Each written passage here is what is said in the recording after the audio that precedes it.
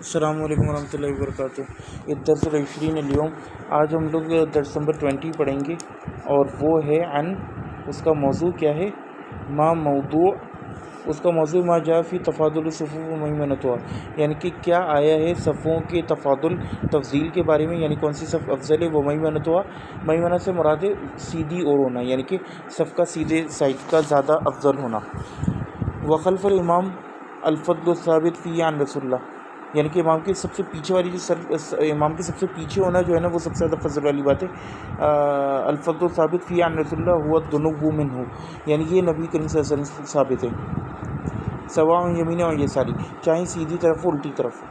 جان رسول اللہ صلی اللہ علیہ وسلم کما فی صحیح مسلم، نبی کریم صلی اللہ علیہ وسلم سے صحیح مسلم ہے، لیلنی منکم اولو الاحلام والنہی، یعنی کہ تم میں سے سب سے زیادہ جو ہیں وہ، یعنی اس حدیث کا مفہوم ہے کہ سب سے زیادہ تم میں سے جو،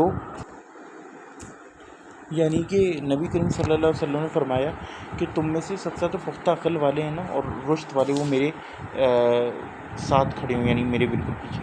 وَهِيَ مَا يُسَمِّيهَا الْوَادِ الروضہ، اور کچھ لوگوں نے اس کا نام رکھا ہے روضہ، وَلَيْسَ اسْمُهَا كَذَلِكَ، اور اس کا نام ایسے فَهَذَا الْاسْمُ خَاصٌ بِمَسْجِدِ رسول اللہ صلی اللہ علیہ وسلم، اور یہ جو ہے خاص طور پہ رسول اللہ کی مسجد، اس سے مراد ہے کوئی اور مسجد نہیں ہے اس سے مراد۔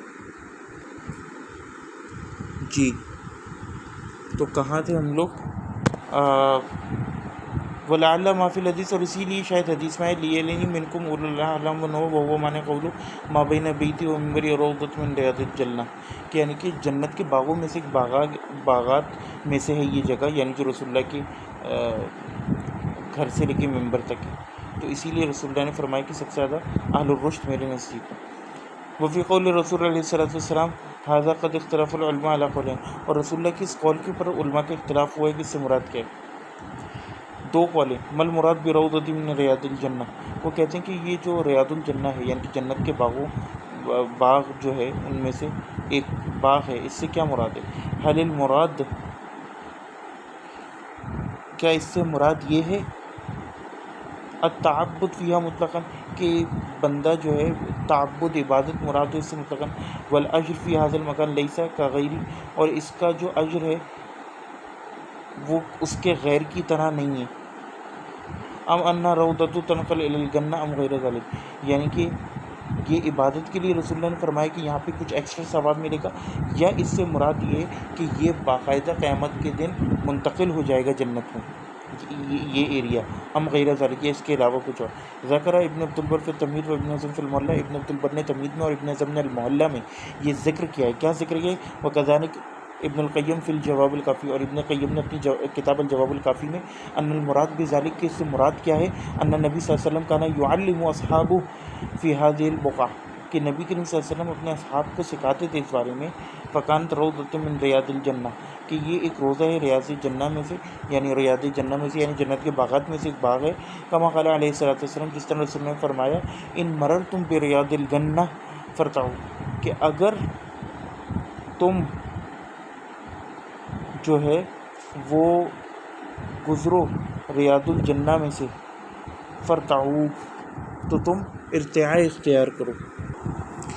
جی تو اس کے بعد وہ کہتے ہیں کہ رسول اللہ نے فرمایا کہ اگر تم ریاض الجنہ سے گزرو تو ذرا تیزی کرو، یعنی جلدی سے گزرو، قالو یا اچک کے، قالو تو ان لوگوں نے کہا وما ریاض الجنہ، کہ ریاض الجنہ کیا ہے، تو رسول اللہ نے فرمایا حلق الذکر، اخرج ابو نعیم فی حلیہ من حدیث انس وفی من حدیث عبداللہ ابن عمر، یعنی کہ یہ جو الفاظ ہیں نا حلق الذکر، یہ انس بن مالک اور عبداللہ ابن ابو نعیم نے حلیہ میں اپنی کتاب حلیہ میں، تو کہتے ہیں، اور اس کے معنی بڑے عجیب سے ہیں، حلق کے معنی جو ہے نا، اب ذکر ہے یہ ذکر ہے، یہ دیکھنا پڑے گا،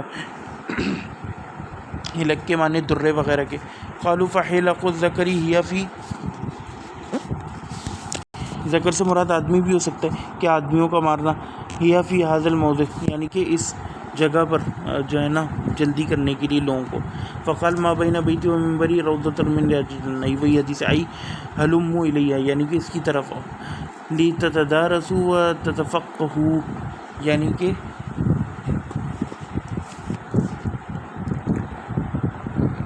یہ قرآن میں بھی ہے نا اچھلنے کودنے کے لیے ارتا کا لفظ یوسف علیہ السلام وغیرہ کے لیے. تو وہ کہتے ہیں کہ اس سے مراد رسول اللہ کی تھی کہ اس کی طرف آؤ، اس کی طرف اپنا شوق پیدا کرو تاکہ تم لوگ علم حاصل کرو، دین کو سمجھو. وتقربوا من الامام حال صلاۃ لتسمعوا منه وترقبوا فعلا، یعنی کہ تم اس کے افعال کو دیکھو نماز کی حالت میں اور امام سے قریب ہو تاکہ کسی کو. ویسے مراد بھی تعبد المطلق. تو کہتے ہیں اس سے مراد جو ہے نا تعبد نہیں ہے مطلق کہ کیا کہتے ہیں بندہ جو ہے وہ عبادت کی نیت سے اس جگہ وہذا الازر، اور یہی زیادہ زر فقط یشبہ الشیء بالجنہ او انہ منہا. تو کہتے ہیں کیونکہ کوئی چیز جو ہے نا وہ جنت سے ملتی ہو یا اس میں سے ہو، لکونہ سببا عظیما من اسباب ورودیہ. وہ کہتے ہیں کہ وہ جو ہے نا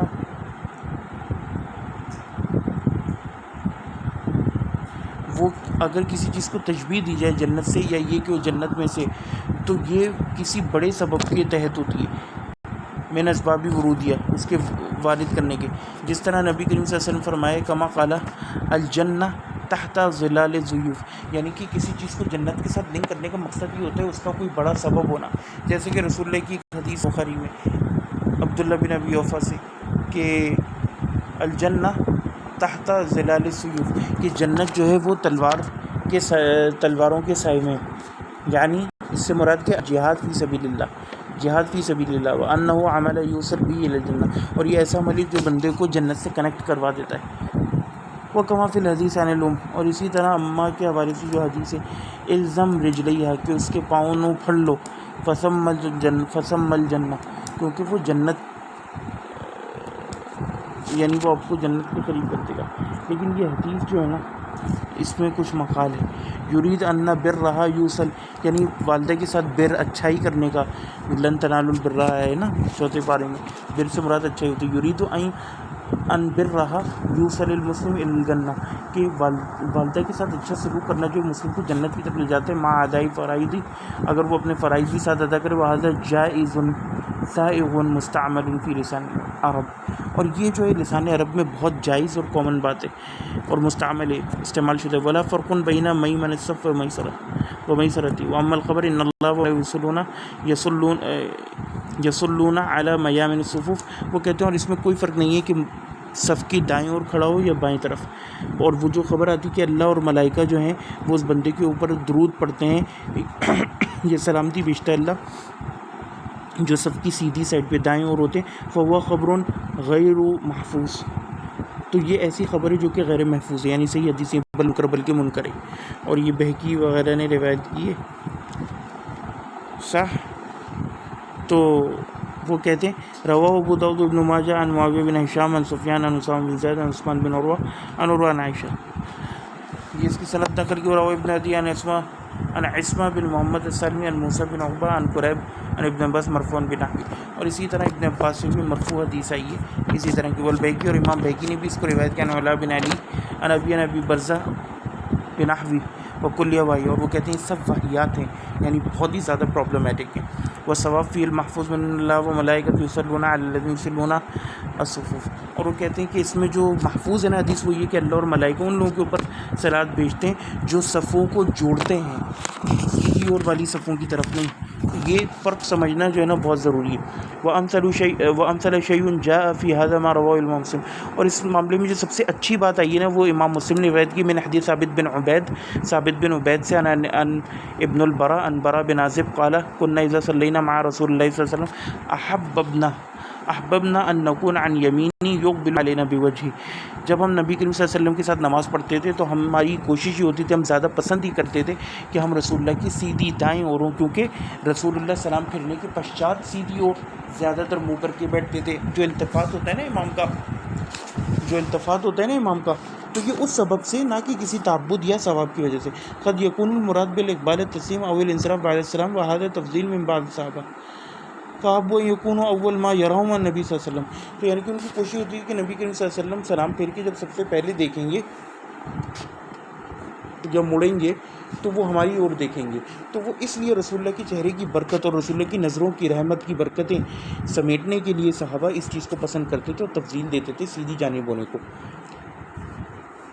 ولیس فی ھذا تشریف من رسول اللہ صلی اللہ علیہ وسلم، اور اس میں رسول اللہ کی طرف سے کوئی چیز نہیں آئی، یعنی صحابہ کا اپنا عمل. وقد یقال، اور یہ بھی کہا گیا کبھی کبھار یہ بھی کہ ان ھذا اقرار من النبی صلی اللہ علیہ وسلم فإنه یرا صحابہ ویحرصون علی المیمن ولا ینکر علیہم، اور وہ کہتے ہیں کہ اس میں اقرار بھی ایک طرح سے نبی کریم صلی اللہ علیہ وسلم کا، کیونکہ رسول صلی اللہ علیہ وسلم نے صحابہ کو دیکھا کہ وہ سیدھی اور کی طرف زیادہ حرص رکھتے ہیں جانے کی، اور رسول اللہ نے ان کے اوپر نکیر نہیں فرمائی. خاصۃ علی البراء یقول، اور اس میں یہ چیز بھی خاص ہے جو برا نے کہی کہ احببنا ان نکون عن یمینی، کہ ہم اس بات کو پسند کرتے تھے کہ ہم رسول اللہ کی سیدھی اور ہوں. یہ کہ الاستحباب صحابہ، تو اس سے صحابہ کا استحباب جو ہے وہ حکایت ہو گیا.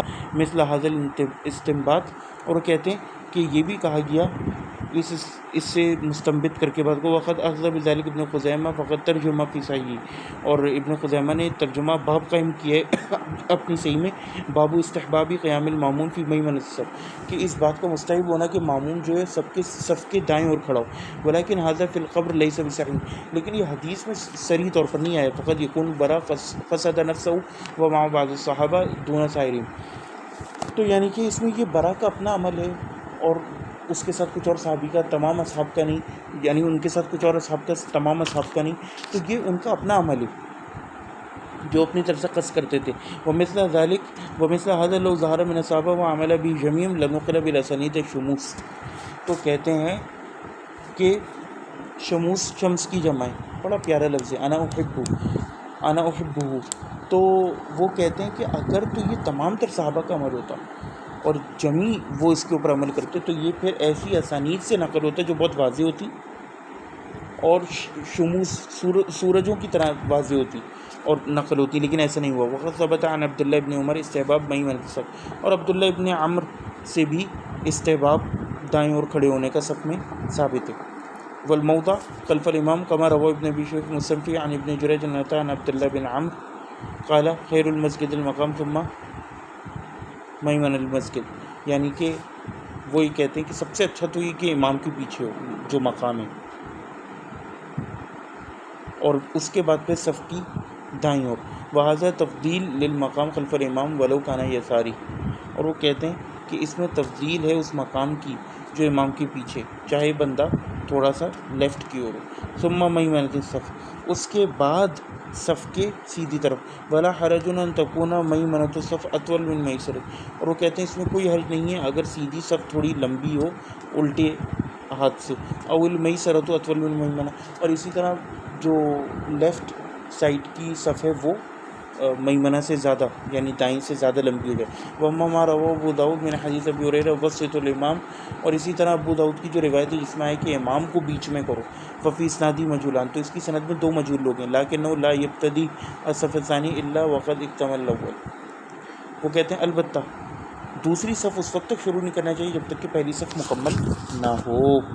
وقد اختلف العلماء فی میمنۃ الصف الثانی، اور وہ کہتے ہیں کہ اس میں علماء نے اختلاف کیا کہ دوسری صف میں بھی کیا دایاں اور زیادہ ثواب کا موجب یا زیادہ پسندیدہ ثواب تو نہیں کہنا چاہیے.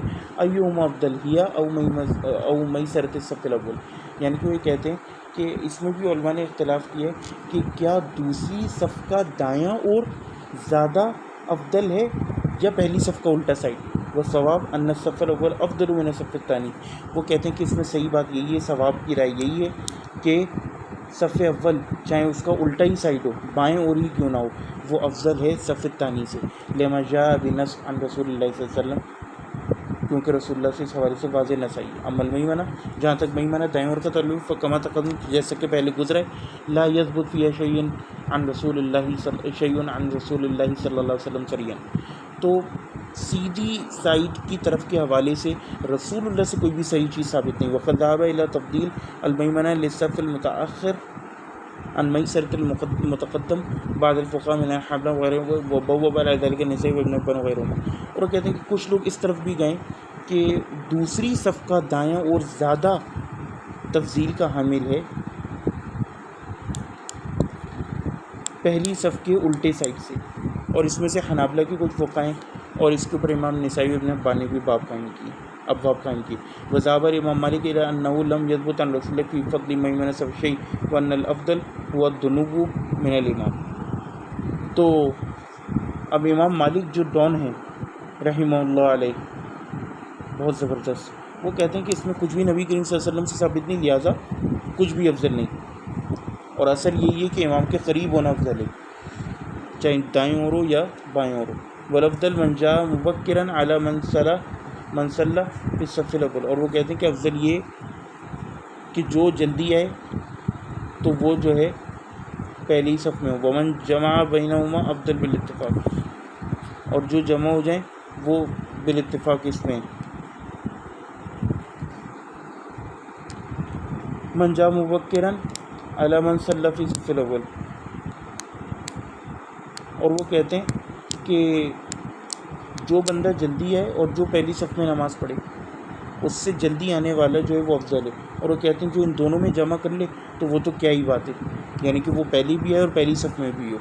ومن حجز مکانا متقدما ولم یبکر افضل منہ من بکر ولو متاخر. وہ کہتے ہیں کہ اور جو کوئی ایک مکان خاص کر لے اپنے لیے